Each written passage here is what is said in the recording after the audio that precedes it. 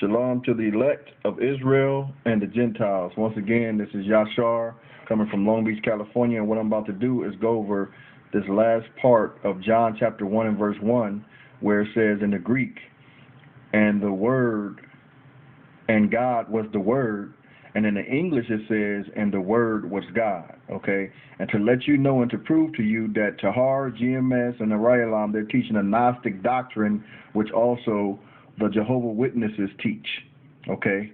And I'm going to prove it to you. Let's get confirmation from them right quick and what they said.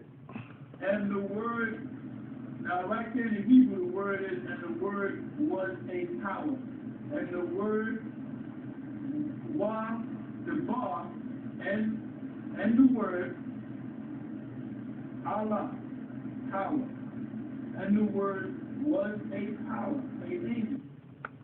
See, he said, and the Word was a power, which is the Word was an angel. That's his definition of it, okay? And Christ is not a created angel. He said that Christ was a created angel, okay? That's what he's trying to say, okay? He was a created angel. And Christ was an angel in the scriptures, but he wasn't a created angel, okay? Because Christ was not created. He always existed. He's eternal and everlasting, okay? Let's go to Arayalam's proof. The God and the Word, it says right here, and he, the Word, was, it says here, God. But what it should have been, what should have been there is Allah, which is God, singular. Okay? And I'm going to show you that. That's what should have been there, God, singular. Because Yahawashi is one person. See, and right there he said the same thing as Tahar said. So, but he didn't say Christ was an angel, in which Tahar, he's the head, he's the one that determined the doctrine, so he's saying that Christ was an angel too, okay? But he doesn't go into it like Tahar. So now what we're going to do is prove to you once again that this, where it says, and the Word was God, should be Elohim, like I proved before, and it shouldn't be Allah or God, which means an angel to them. And I'm going to prove to you where they got this doctrine, further prove to you where they got this doctrine from. And like I said, the Jehovah's Witnesses teach the same thing. The Jehovah's Witnesses used to believe in the Trinity or the Godhead, the Father, the Son, and the Holy Spirit, up until 1952 or 1958. They stopped believing that because they said that Christ should not be worshipped, which is another part of a lesson I'm going to go over. But here goes the book right here. It's called the Kingdom Interlinear Translation of the Holy Scriptures. Okay, and so what we go see is that the Jehovah's Witness Bible, they don't use the same Greek translation of the New Testament, the Textus Receptus, that the King James used. The King James translators use the Textus Receptus, which means the received text. The Jehovah's Witness Bible, they don't use that. Okay, they use the Greek translation based off what I'm about to read right now. It says, the Kingdom Interlinear Translation of the Greek Scriptures. It says, presenting a literal word-for-word translation into English under the Greek text as set out in the New Testament in the original Greek.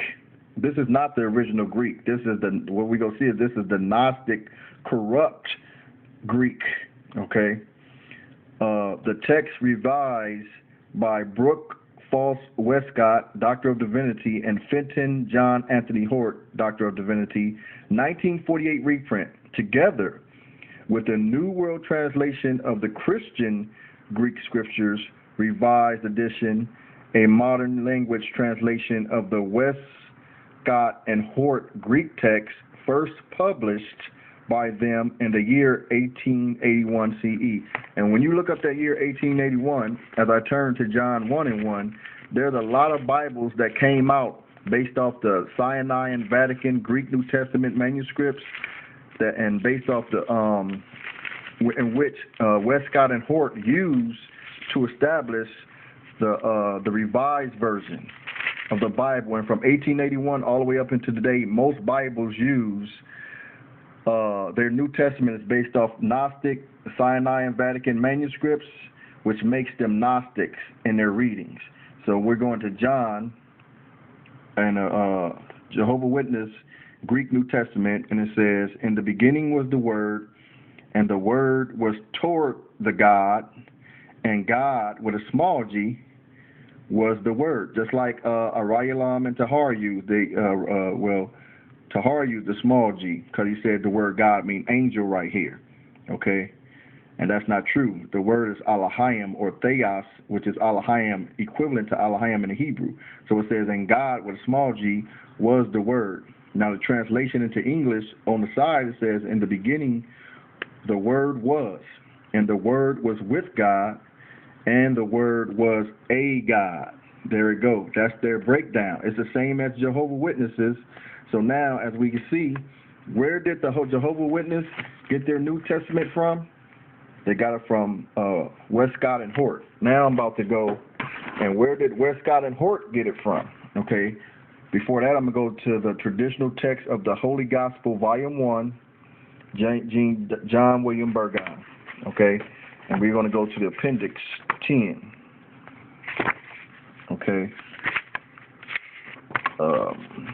It says, in this section, I have identified the Westcott and Hort type of Greek text with that of manuscripts B&A.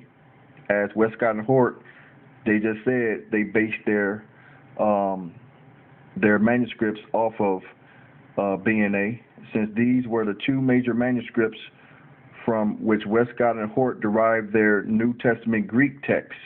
This Greek text was first brought out in 1881 by Anglican Bishop Brooke Falls Westcott and Anglican Professor Fenton John Anthony Hort.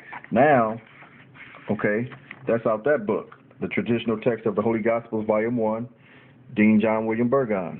Now let's go to the Greek New Testament of B.F. Westcott and J.A. Hort. Okay, introduction to the Greek New Testament in the original Greek, which is a lie, with notes on selected readings.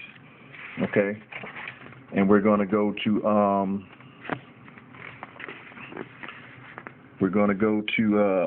what page is that?